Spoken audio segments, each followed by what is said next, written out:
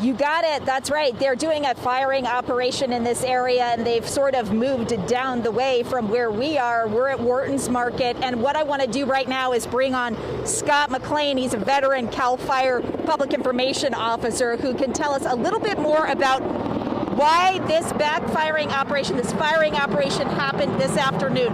Talk about the conditions that made it right for a firing operation. Believe it or not, there's a ridge behind me with a drainage on the other side.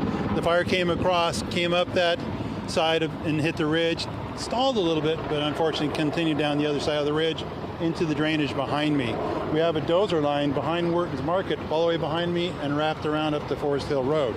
So we brought some more dozers in, cleaned that line up even more, and then a couple of hand crews came in. As you see here, engine crews fired off that line to push the fire that way, taking all that fuel out from ahead of the fire that was coming up this hill at us.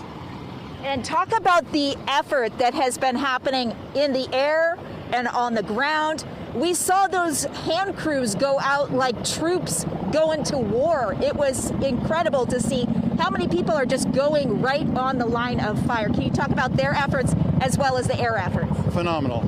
When you see a 130 go by right here and you can see the pilot, does that tell you something? It tells you it's real close. It's real close. We had a couple almost dump on us. Yeah. Talk about how they have moved a little bit farther down the way from where we are right now. Why is that? Are they doing more of the firing operations down there? Right. So to my left, you've got moored line that they're keeping clean. They might be doing some firing operations further down there as well. This line comes up to Forest Hill Road right over here, but the battle continues further up as well, past Forest Hill into that area. So the town of Forest Hill is above us right here. It's been affected. The high school's good. You're looking down here, again, following these drainages.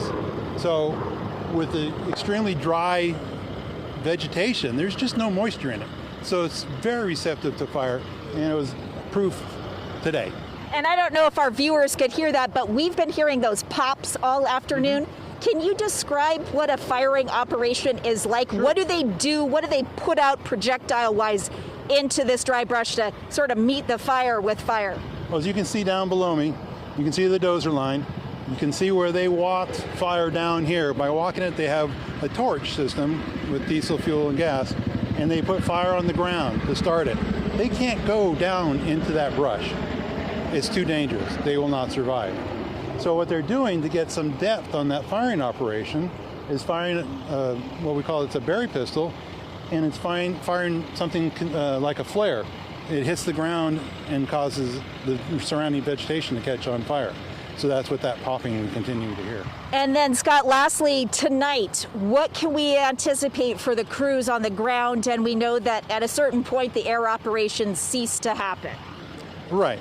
We do have Copter 305, so unsure as to what tool they're going to use out of the toolbox for the night. Everything here is a tool, and we used every tool in that box this afternoon to deal with this up and down, and especially on the other side of the fire as well. So it's not just here. Tonight, firefighters continue to improve those lines, continue to protect those structures. Over 20 engines came up here, immediate need, when this thing started developing just in this one particular area. Helicopters and the aircraft, of course, won't fly. We'll see what the need is for Copter 305 tonight. And wind conditions, weather conditions play a part in that as well. And the Copter 305, explain to our viewers very quickly what that does. Is that the one that's equipped with night vision? Right, that's Copter 305 is a CAL FIRE Sikorsky, phenomenal aircraft that we're going to get 12 of those, all said and done. So that is one of the night flying aircraft as we go on and get the other pilots trained. So I believe it dropped to about 15,000 gallons last night for 4 hours it flew. So again, you just can't throw this equipment at it and to see what sticks on the wall. There has to be a purpose and not necessarily a reason, but is it going to be there and do the job that needs to be done? Well, we know you all are working very hard, and all of this work will continue through the night. Thank you, Scott McLean. So that's the latest here from the Wharton's Market area on Forest Hill Road. We're going to keep an eye on things throughout the night, report back as to how that firefighting effort is going. Back to you in the studio.